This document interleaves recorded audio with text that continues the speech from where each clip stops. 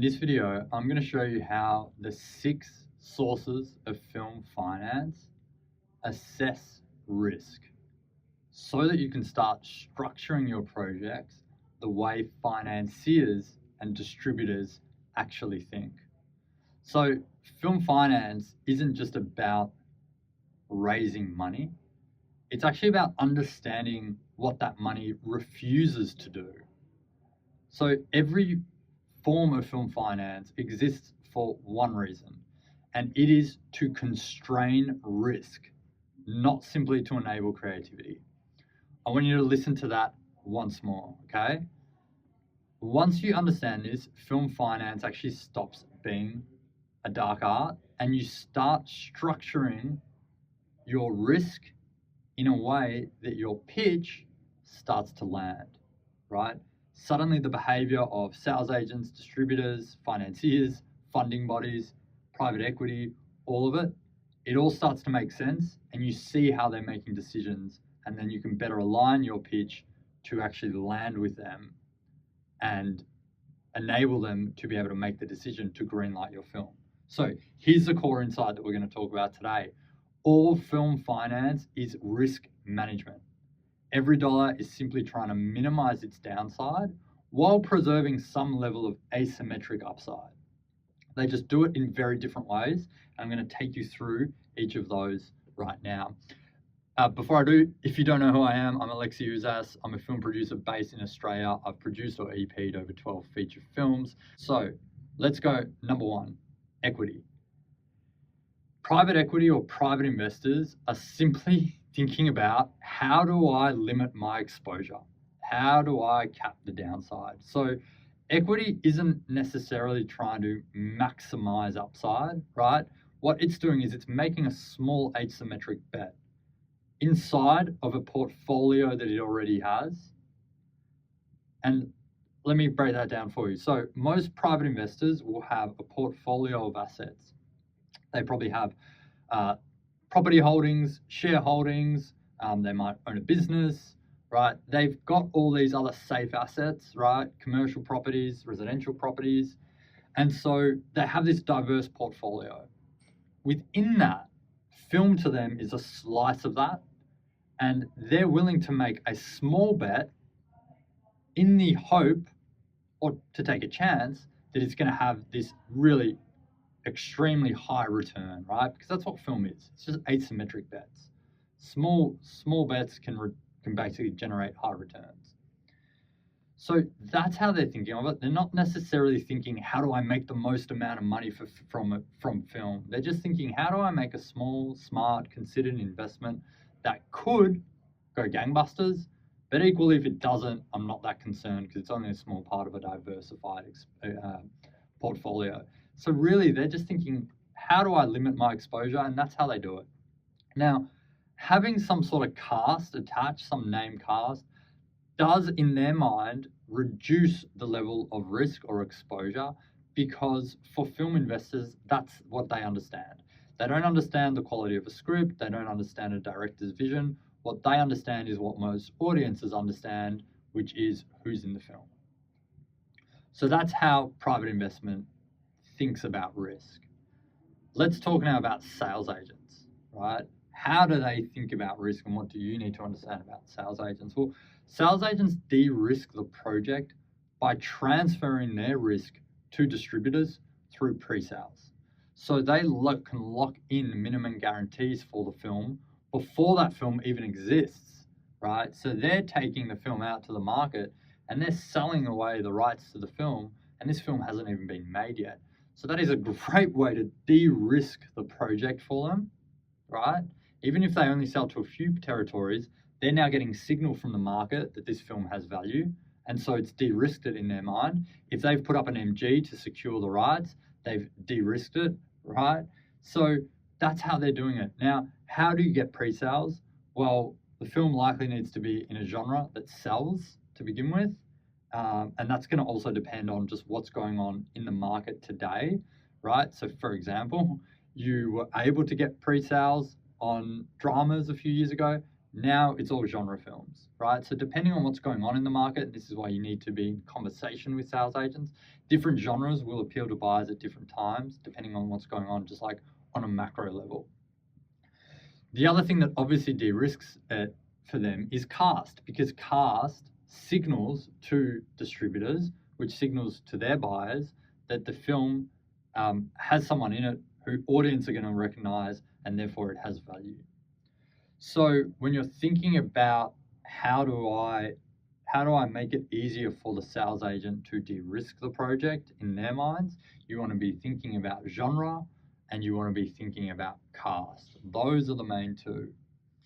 The other thing that you want to be thinking about there is, again, just like total exposure. Are you asking for a crazy amount of money from a sales agent where like it's going to be impossible for them to de-risk it? Or is your budget relative to the genre and the cast that you have and your director's level of experience and all those things aligned in a way where the price of your film is correct and what you're asking from a sales agent is at a level where they can de-risk it quite easily, right? They can get the level of pre-sales that they need in order to cover that risk. Next one is distributors. So distributors are largely participating in commerce, right? Yes, they want to release great films, but at the end of the day, just like most, well, definitely like sales agents as well, but for them, this is a business, right? So how do they de-risk it? And I've worked as a distributor, so I know this. They de-risk it by paying the right price for the film, right? So whatever they think the film can make, they want to pay a very small percentage, as small a percentage as possible of that total revenue so that they can make a profit. So they de-risk it by buying it for the right price to begin with, and then also getting early signs from buyers that this film is going to sell to them. So what does that mean? Most distributors will go and, if they're assessing a film, they will speak to the streaming platforms who they usually sell to, or the TV networks. In the past, the DVD wholesalers, right? And they would get a sense of, hey, I'm thinking about buying this film. Does this film, like, where does it land for you? And of course, these are quite informal discussions, but this is where they can get some early signal from their buyers that this film has value and that it's likely going to sell. So their main concern is, how is this film going to recoup what I outlaid to buy the film? And like I said, they reduce that by buying at the right price and getting early buying signals. Obviously, again, cast is going to influence their decision, and genre predictability, those two things that I spoke about. But specifically from distributors' perspective, it's those two things: buying at the right price and getting early buying signals. All right, let's talk about funding agencies. This is number 4 out of the finance sources. So public funding bodies de-risk basically by just preventing blow-ups. That's what they want to do. Funding agencies are not chasing upside. They're not in the business of chasing upside from films, right? They just want to limit any basically like catastrophic event. That's what they're thinking about.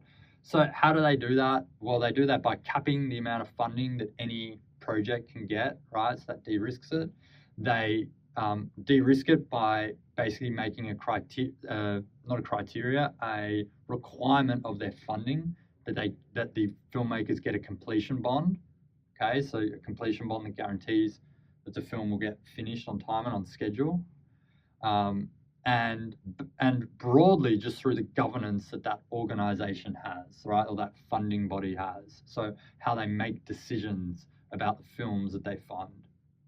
So what's really important to understand here is they're not necessarily looking at, how successful is this film going to be? They're more concerned with how risky is this film, and can we limit our exposure and prevent any major blow-ups by simply decreasing the amount of funding that we give and ensuring that they have a completion bond. Next one is rebates and incentives, right? So when you're getting a rebate, like, it is kind of free money, but also it's not, right? Because at the end of the day, money is always costing you something. So even with a rebate, you need to go and borrow that money. You need to pay interest on that. The way that a rebate, like a film commission, is going to de-risk the giving of that money is by basically making eligibility criteria so that they can verify that the project has some level of quality before they give you the money. So they basically want to see that the project has already passed through other risk gates before public money, taxpayer money, starts flowing to you. So how do they do that? Well, in Australia, for example, our producer's offset is a 40% tax rebate. In order to get that, two things need to happen. Your budget needs to be over 500,000 minimum budget, and you need an Australian distributor attached to the project who has agreed to theatrically release the film. Now, if you know anything about the theatrical market today, you'll know that that's a pretty high bar to leap over because, not many genres are working theatrically, and particularly when it comes to indie films. So simply by having that eligibility criteria, the rebates, the commissions are completely they're already counting out 90, probably 95% of the films that could apply by having a budget threshold and that distribution criteria. So that's the way that they do it, right? They simply create eligibility criteria that allows them to de-risk the project, create these kind of hoops that you have to jump through in order to get it, and that de-risks it for them. So again, if you're looking at getting this type of funding, it's just about what is that eligibility criteria and then making sure you have a project that can meet it. And then the last one is debt finance, okay? So you've got a rebate, maybe you've got pre-sales, you've got all these promises for money to come later. So what do? You need to go to a film finance company and borrow that money, and that is debt. Now, debt only cares about getting the money back. That's all they care about. They don't care if your film makes money. They don't care if it wins an Oscar. Yes, it would look good on their website, but ultimately all they care is about recoverability. Are they going to get that money back? And are they going to get it on time, right? So how do they de-risk it? They basically just look at what's the collateral, right? What is this debt collateralized against? So if it's collateralized against a rebate, right, that's pretty secure because that's a government saying, hey, as long as you finish this film and submit your paperwork, we will give you that money, right? Another one is executed pre-sales. Bit riskier, right? Because now a sales agent has done a deal with a local distributor to buy the film at a later stage.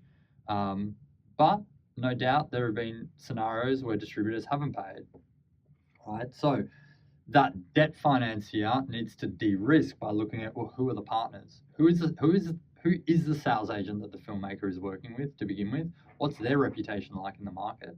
And then who have they pre-sold to? And what's their reputation like in the market? So from that perspective, it's about who are these people who the filmmaker is working with? Are they trusted people? So when you're thinking about doing a deal with a sales agent, it's not just about who's going to give me the most money. It's also, does this company have a good reputation? Because if they don't, what you might find is when you try and go and cash flow their MGs or their pre-sales, financiers may not be willing to do it. And then finally, debt finance is also looking at what are the assumptions that the filmmaker has made about how this film is going to get made and produced, and are they conservative or are they taking unnecessary risks, right? So they're weighing all these things up, but essentially it just comes back to what's the collateral that I have, and am I going to recover, and am I going to recover on time? And that's why a lot of debt financiers, they want to work with trusted producers who have a track record, right? Who have been through the process of getting a rebate and then submitting the paperwork and getting paid that rebate back, right? If you've been through that once, then you know how difficult it is, and financiers know how difficult it is. And you've done it on time, well, then you're proving that you're someone that can do that. Again, they're not concerned with, is this person going to produce an amazing film that's going to make all this money and win all these awards? They just want to know, can this person deliver it on time, on budget, and get me my money back? So Hopefully now that I've been through all those 6, you understand that every dollar in your finance plan exists because someone else is either holding that risk or the risk has been neutralized in one of the ways that I've taken you through. So once you understand this, pitching to any of these financiers changes because you're not now just pitching the creative, right? You're saying this is a great story to begin with, and here are all the reasons why it's great and why it's going to be a success. But more importantly, here is your risk specifically, and here is how we're already minimizing your risk. Okay, so that's a key. When this hit for me, it was a really important point because I started just looking at finance plans differently. It wasn't just like, oh, how do I get all this money? It was, no, how much is this person going to accept when it comes to risk? What level of dollar is this particular financier going to accept and going to be willing to take a risk on based on what I know about how they assess and deal with risk? So as I've mentioned through the video, cast and genre are definitely financial tools that you can use to help, right? They don't need to be seen as like creative compromises. They are just financial tools to help you get the film made. Because essentially, cast and genre in particular, they're almost like the language of film finance. Think of it that way. So cast can raise the floor of what a film can make, right? So it's not necessarily going to say how much, it's not going to show you the upper limit of what a film can make.